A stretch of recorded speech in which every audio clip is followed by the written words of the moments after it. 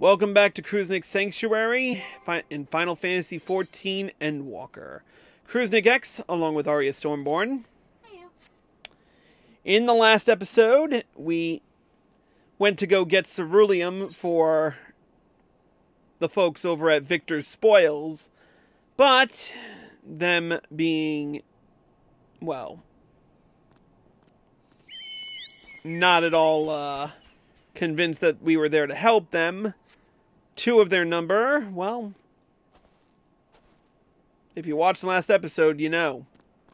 And if you're looking at these graves, you can probably guess.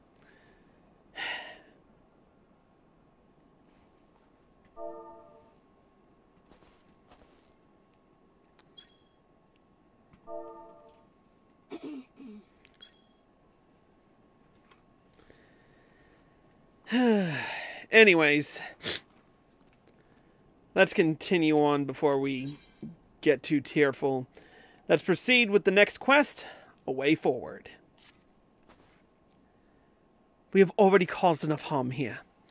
Let us return to the camp before we cause any more. As for those inside the house, we should send someone to take care of them. Someone who isn't us. All we can do for now is make our report to Lucia, and do everything in our power to prevent further tragedy. So, let us linger here no more. Come.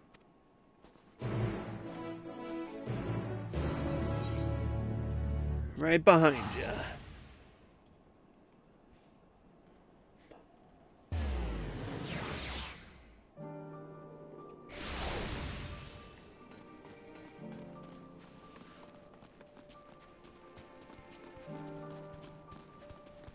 Right, we're back. With a fat lot of good it did us.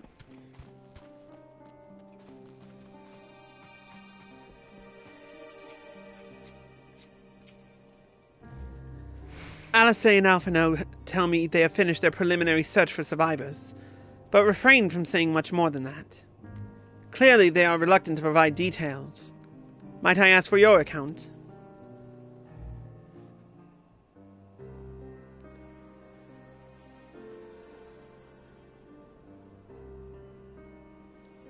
Thank you for your report. Yeah, sure. We shall inform the troops of these developments and instruct them to proceed with the utmost caution should they encounter any survivors. Allow me to go and speak with the ones at the Victor's Spoils. They may be more willing to listen to a fellow Garlean and accept our offer of assistance. Then again, you are right. And though I am loath to burden you any further, should there be an appropriate occasion to speak of Licinia and her sister, please do so.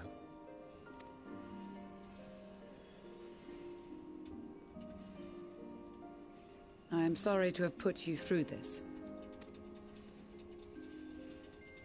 My distress is nothing compared to their suffering. So tell me, what else have we learned?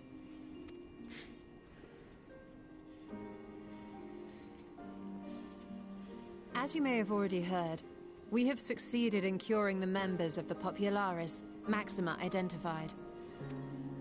okay. They have provided us with some intriguing insights into the current state of Garlemald.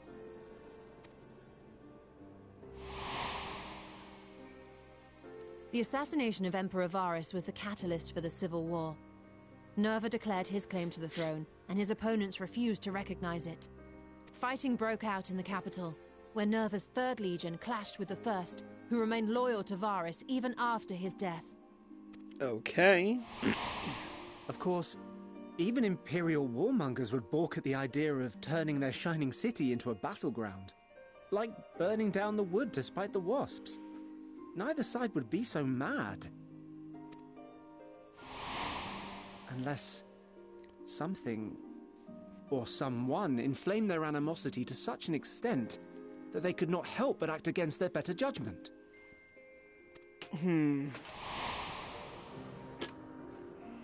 Oi. It brings to mind events at the Gimlet Dark, does it not? The Emperor's sudden withdrawal from the front lines, specifically.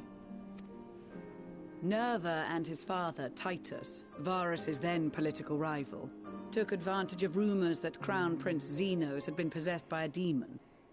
Okay. Elidibus, what better way to disparage your enemies than with the truth, or a close enough approximation? Indeed. But before their accusations could be substantiated, many of Titus's followers were silenced. Of course they While were. some were merely stripped of their status, others died under curious circumstances. One after another, suddenly and suspiciously. Again, Elidibus. Like as not, he had a hand in it. No evidence was found to implicate Varus, certainly. Nevertheless, Titus, Nerva, and the Third Legion would have judged it a brazen attempt by the Emperor to rid himself of his political enemies. And then, in the midst of this growing turmoil, Varus Sosgalvus is murdered. And Garlemald's own prodigal son, Gaius van Belsar, is named the murderer. Shortly thereafter, Nerva claims the right of succession, and in response, the First Legion claims the assassination was part of a coup d'etat orchestrated by Titus and Nerva. Oh boy. So no one is at fault, and everyone else is to blame. I should add that both parties received substantial financial backing, presumably to provide them with the means and encouragement to pursue a swift victory, and that these contributions came from the self-same benefactor. And I think we can all guess who. I'd heard House Brutus had been filling the Third Legion's coffers, but the First as well. It would seem so. Though the Populares determined that the First Legion received funds from a variety of organizations, all had connections to House Brutus. So Fandaniel, in the guise of Asahi, was playing both sides against each other the entire time. The information we gained from my friends does not end there. One night, shortly after fighting broke out, the capital was shaken by an immense tremor. From that point onward, they have no memories, no recollection of any events, including our clash on the Magna Glaciers.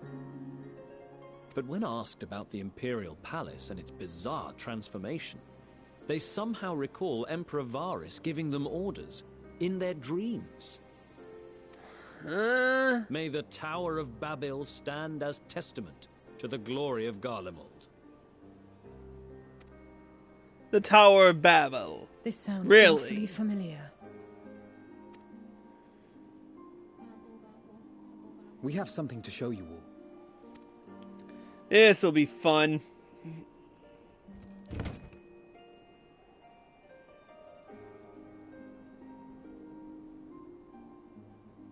Varus spoke to them through this radio. Perhaps it was a recording, but if not, that would be inexplicable.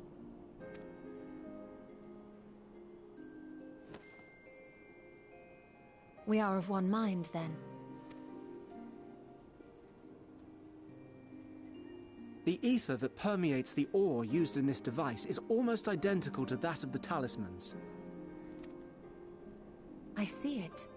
While it is likely more by coincidence than design, these devices might also ward against a primal's influence. A picture is beginning to form.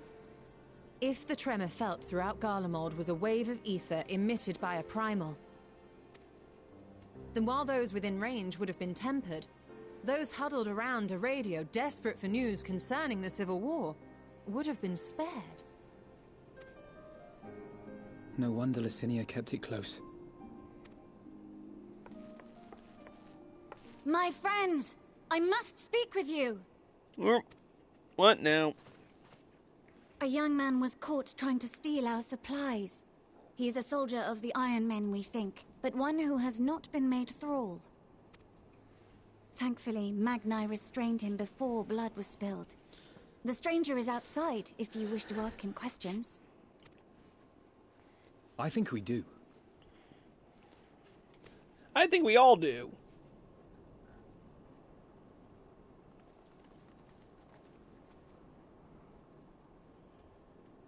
Who do we have here?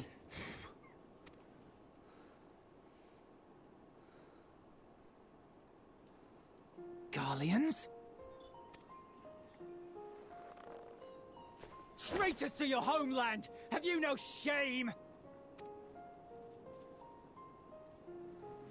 And who are you? And where did you get that coat? Because I kind of want it. I am Lucia Junius, a temple knight of Ishgard. And you are? Iulus Pier Norbanus. And that's all you invaders will get from me. We are not here to invade Garlemald. Far from it. Like you, our allies in Eorzea and the Far East fight in defense of their lives and their loved ones even as we speak. But it is the people of Garlemald who have suffered most. This we know. And that is why we have come to offer you our aid, that we may unite against our common foe.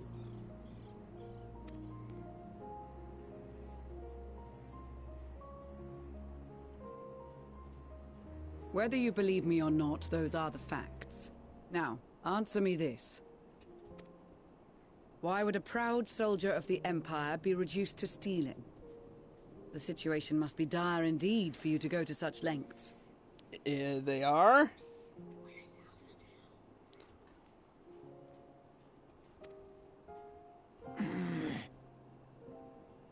If it is supplies you seek, we would gladly share ours.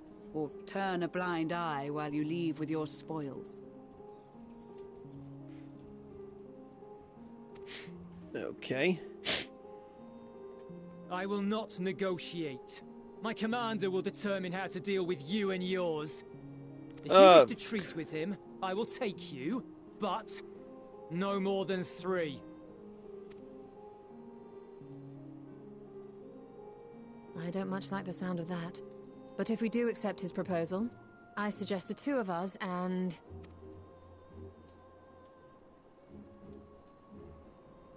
Please allow Alphinaud. me and Alize to act as envoys.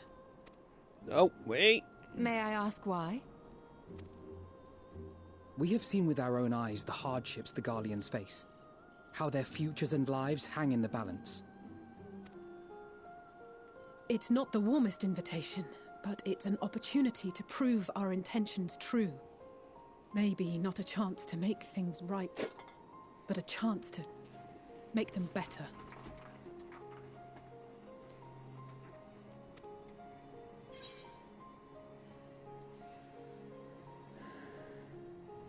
What would your mother say if I let you 2 go by yourselves?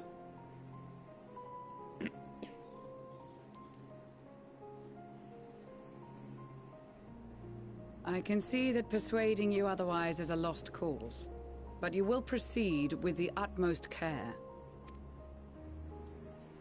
That's fine by me. Let's go. A couple of children and what? A sellsword? Is this an insult? Not in the least. You will find that they are more than qualified to speak on our behalf. There are many dangers on the road ahead. I will need that back. Yeah, give him back his bayonet. If it's all the same, it doesn't matter to me.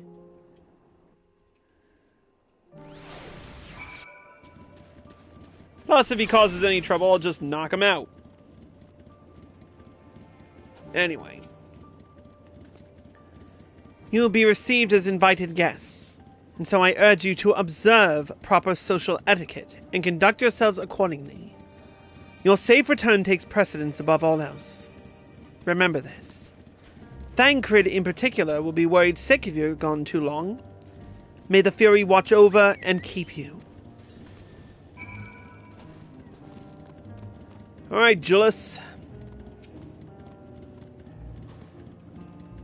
Are you and the children ready? I will explain the route once we are outside your camp. If anyone attempts to follow us, we will judge it as an act of hostility. We will not hesitate to take appropriate measures. I would expect nothing less. You have our full cooperation.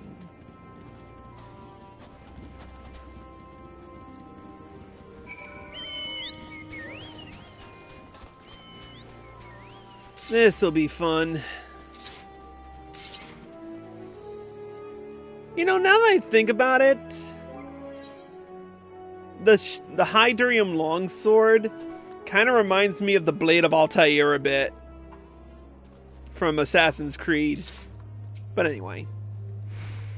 Alright, this is far enough. Listen carefully. We head over that hill, then follow the road until we reach Liminal Station 4. Children in the lead. I want you where I can see you. We do have names, you know. I'm Alice, and he's Alphinaud. And last but not least, there's Chris. Chris? Where have I heard that before? No matter. Alphinaud and Alice will watch the road ahead, while we bring up the rear. I wasn't lying about there being many dangers, so you're to run, not saunter, run towards the station. If you even think about going for your weapon, the deal's off. Should any creatures bar the way, we go around them. Once you choose to depart, Julius will accompany you. Alphinaud and Alice will begin moving towards the destination. Make your way to Liminal Station 4 without falling behind. If you leave Julius behind for any reason or lose sight, yep. I'd like to leave Julius behind. Ready to make a dash for the station?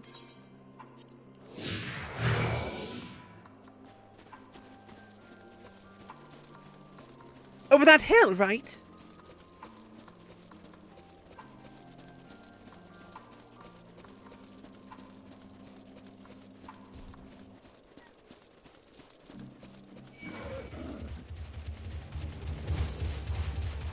This must be the road he mentioned.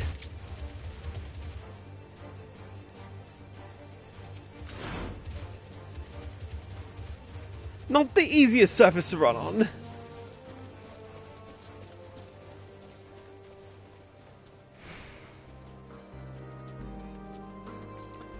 Fucking bears.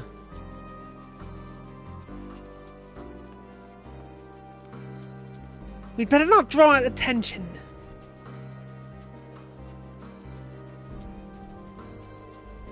How can we? We're on... That's the station, I presume.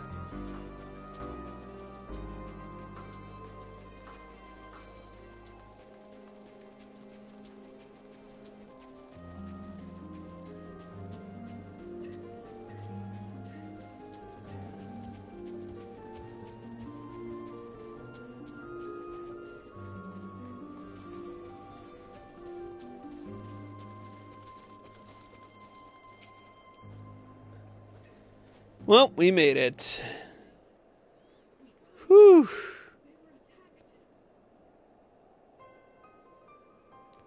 This is it. The first stop, that is.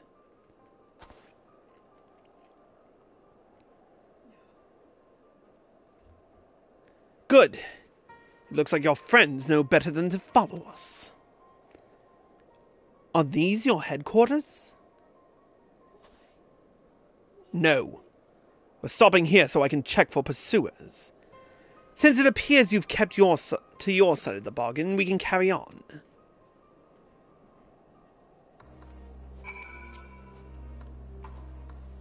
North of the station is Regio Domorum, one of the main residential areas. Or at least it was. The afflicted roam the streets in packs. They'll tear us to shreds if given the chance. Keep close. No wandering off. Understood? You are just determined to get on my tits, aren't you, buddy?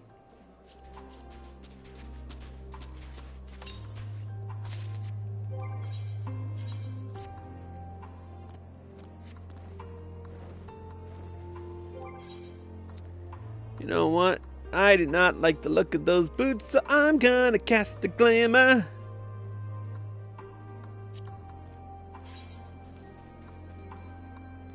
Ugh. Good thing I didn't have to equip these. What's wrong? You don't want stripper heels? Fuck that.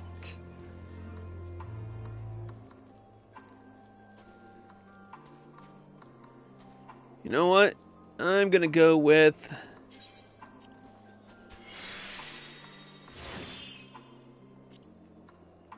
Good thing I still have my strife bags.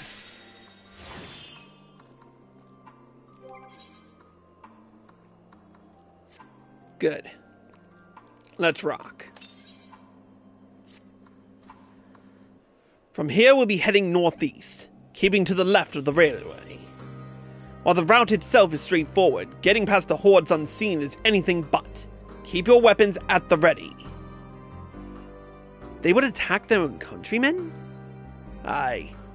They spare their own but slaughter the rest without hesitation. Though we'll try to avoid detection, the chances of sneaking by completely unnoticed are slim at best. I will lead the way, but in the event we are seen, you're to fight them off. Those two will follow us, provided they can refrain from drawing their weapons. While I doubt they would be foolish enough to stab their guide in the back, I will not take that chance. With that said, let us proceed.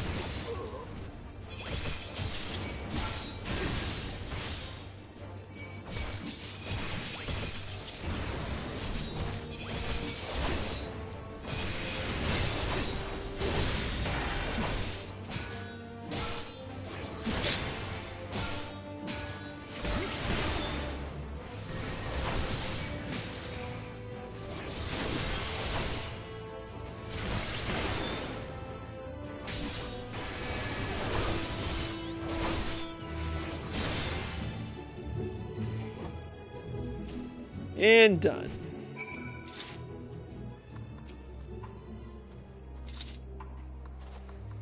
I see why your comrades chose you.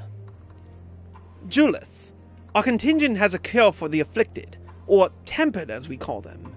Your people would need to be taken into custody that we may administer the treatment, but they would eventually regain their sanity.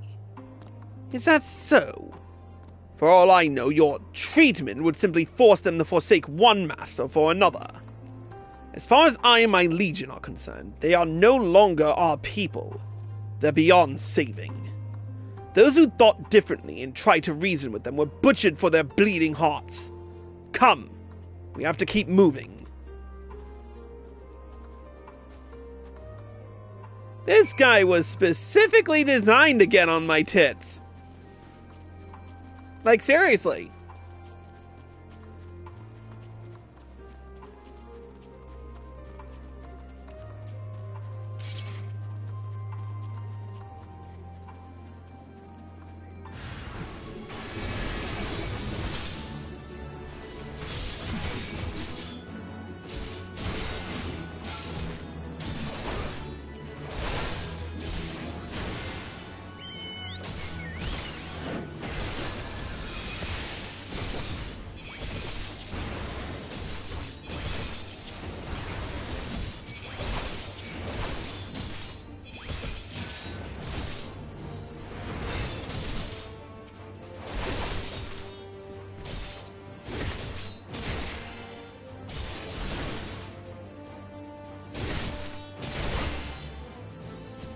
And that takes care of that. Next. Looks like we're not being followed. We will continue onward.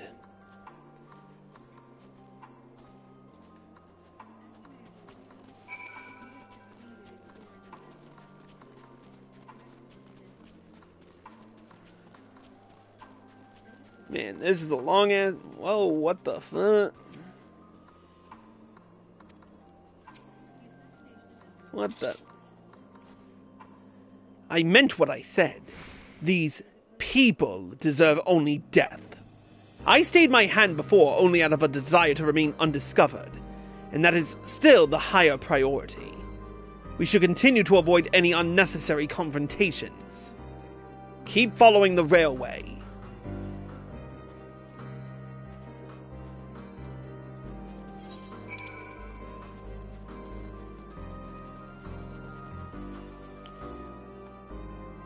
Where's my keyboard? I need a bike.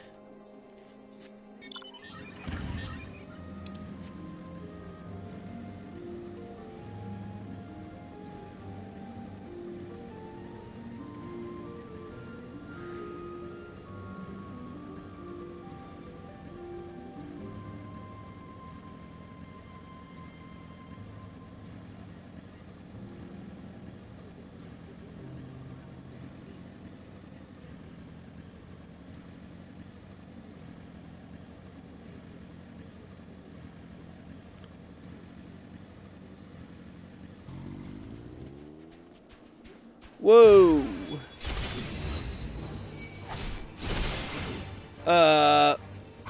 What the fuck?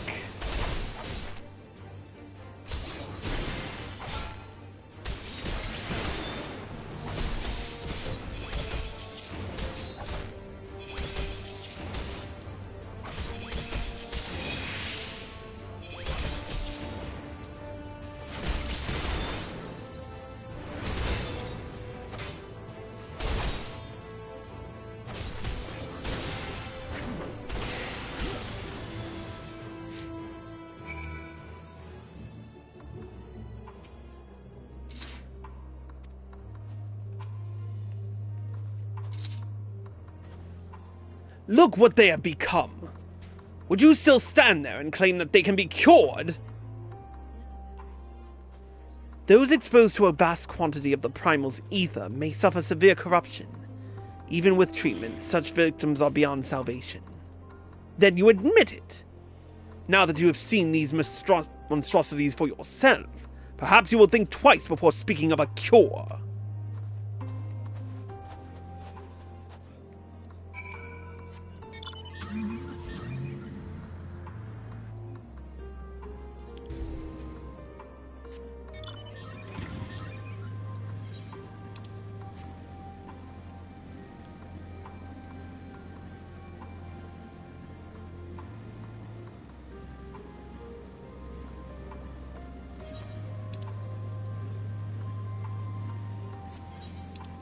Well, here we are.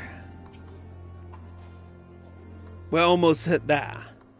You have kept your side of the agreement, so I will keep mine. This way.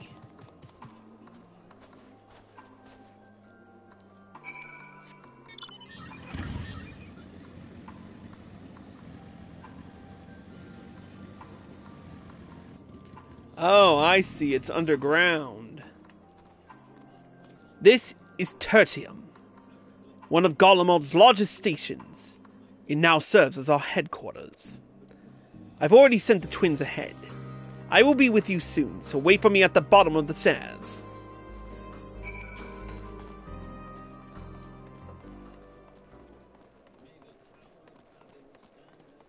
Whoa.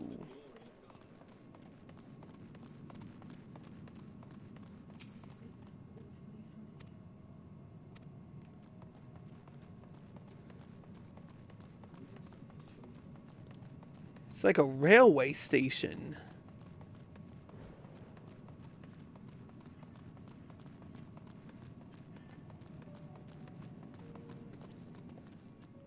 Well,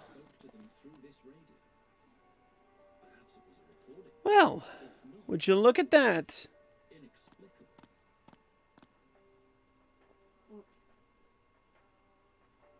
Underground city. Underground railway. It's kind of like a subway station.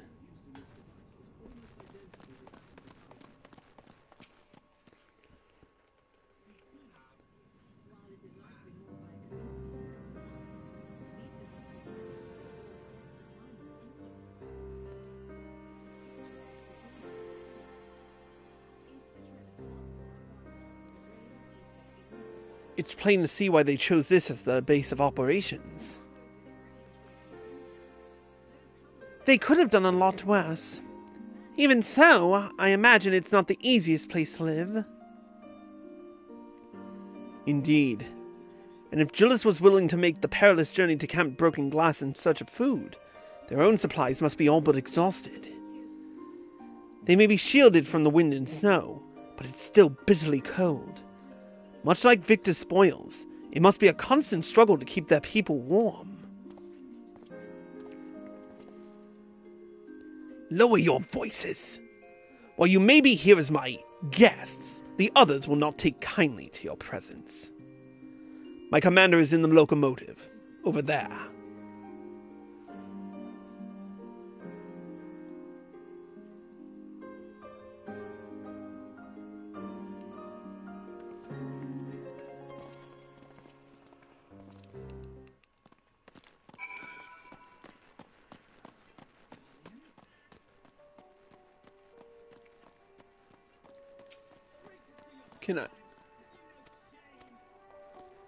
Can I at least speak with the mender?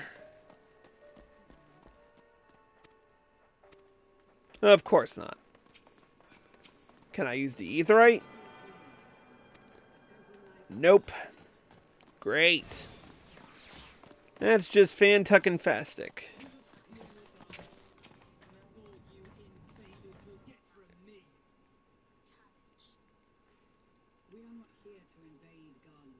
These are their chosen representatives. Very well. Let us hear what they have to say. Yes, sir. Wait. Why do I feel like I know that armor? I present to you our commander, Lord Quintus Vankina, Legatus of the First Legion. Whoa. The first? I had no idea you had survived.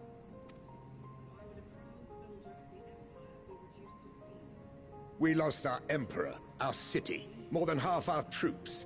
For my wounds, I may never take the field again. But we survived, aye. In a manner much to your liking, I dare say. Oh boy, here we go. We have no intention of adding to your misfortunes, nor do we bear you any ill will. Spare me. Though you children may speak in earnest, overtures of peace ever ring hollow in my ears.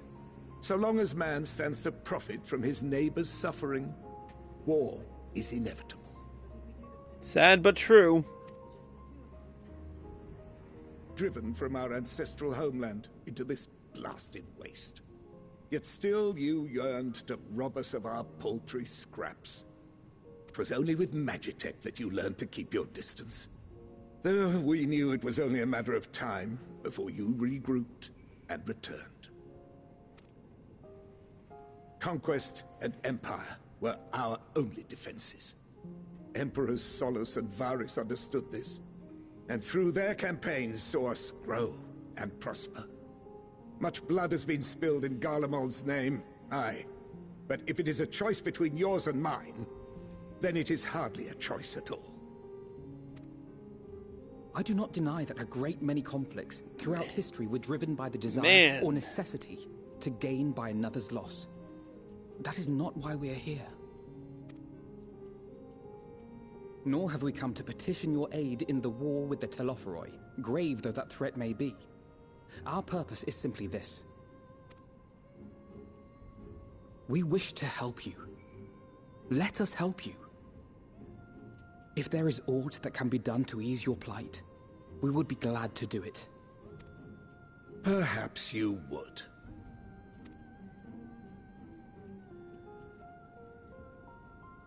But regardless of the ideals you espouse, your leaders would not send an army into Garlemald if they did not stand to benefit. If we accept their aid, they will expect their efforts to be rewarded once the Telophoroi are no longer a threat. And after compensation and concessions, the great empire would be brought to heel. Her enemies rejoice at her downfall. Our third eye, a mark of shame. We won't stand idly by and let your people be humiliated. And we're not alone in that. We only want to make a difference, to make this world of ours better. Surely you can understand that.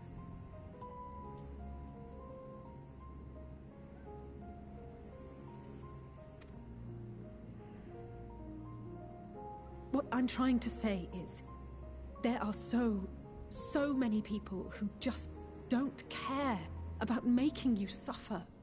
And maybe that's almost insulting after all the suffering you feel the world has subjected your people to, but... Believe it or not, that's the truth. And now we're here, and all we're asking is for you to tell us what you want, what you hope for. So much blood has been shed, so much lost. All because of this endless war. Who wouldn't want to end it?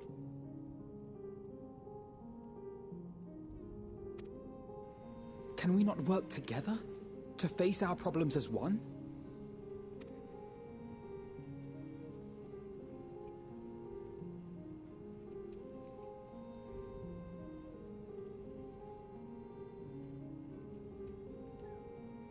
Answer me this, young peacemakers.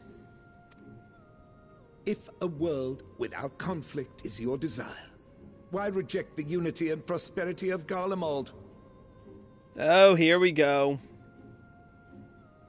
Is it because we do not share your faith? That we do not share your heritage? That our ideals and virtues differ? That we cherish and hold in the highest that which you do not? Disparity is the root of discord, and peace built on compromise is flawed and fleeting. Happiness for one and all is a dream, and the reality is that to the victor go the spoils. That is why we Garleans will never submit nor surrender. For freedom and for pride, we will remain true to ourselves until the bitter end. That is my hope. Then you're a fool. It seems there is nothing more to say on the matter. No, there's not. We'll let our actions do the talking.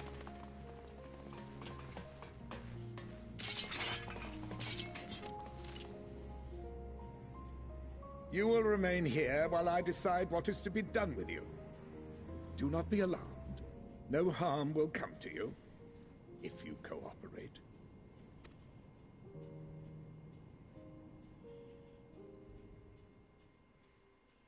We will not resist. However, as your guests, I ask that we be allowed to speak with the other members of your group. As you wish. I had no intention of locking you up, as by dawn you would be frozen stiff and you're no good to me dead. You are free to move about the encampment, but there is one condition. Collar them.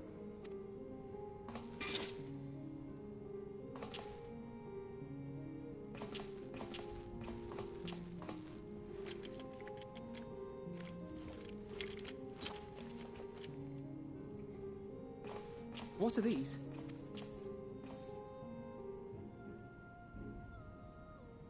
Incentive. You'll be watched at all times. Stray too far or act suspiciously, and we will administer a rather painful shock. Stop. Keep away from that one.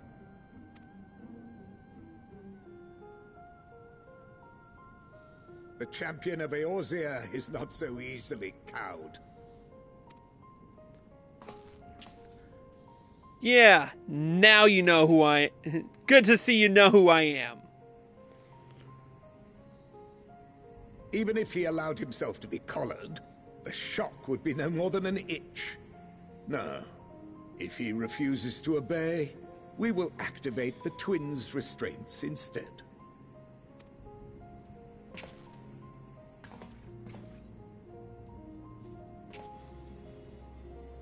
You needn't worry about us. We'll forget we're even wearing them soon enough. Even now, you still... Why go to such lengths? What is it all for?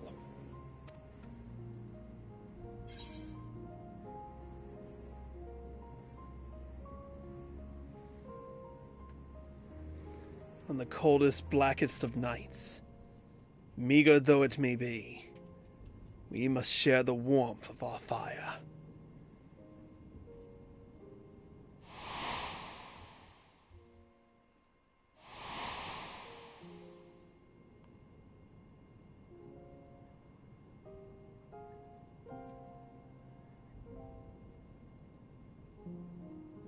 You are a curious one. A far cry from the merciless barbarian others paint you to be. You will be their warden. Take them away. Yes, sir.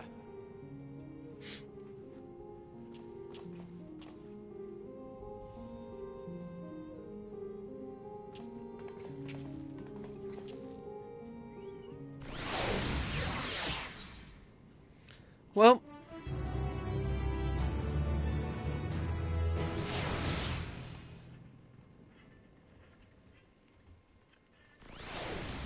now can I use the aetheryte, or is that...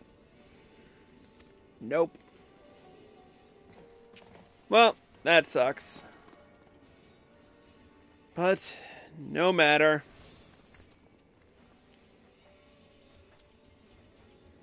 At least we're in a sanctuary.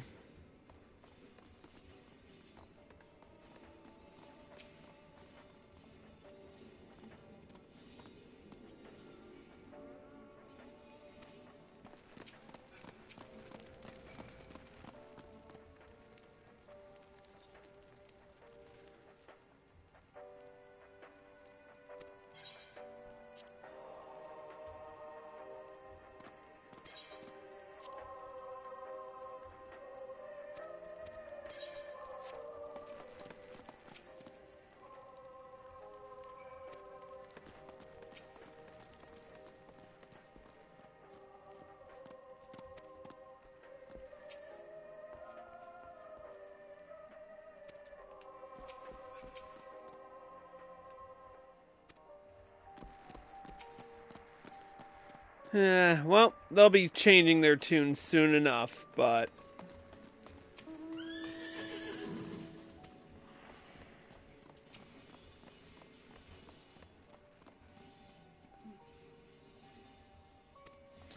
We will return to this next time. With that being said, that's it for this episode of Crusnik Sanctuary. Thank you to Arya Stormborn for joining us. Yep. And she'll probably be caught up by tomorrow. And thank you all for watching. Hope you all enjoyed the show. As always, if you're watching on Twitch or live from PlayStation and you like this show, click the follow button. Turn on notifications so you're well informed. And if you're feeling generous, throw some bits our way or subscribe for access to exclusive videos and live streams. If you're watching on YouTube and you like this video, click the like button below and leave a comment. Subscribe by clicking here and click the bell icon for notifications. Click here to watch more. Click here to watch the previous episode. And click here to watch the next one. See you in the next episode.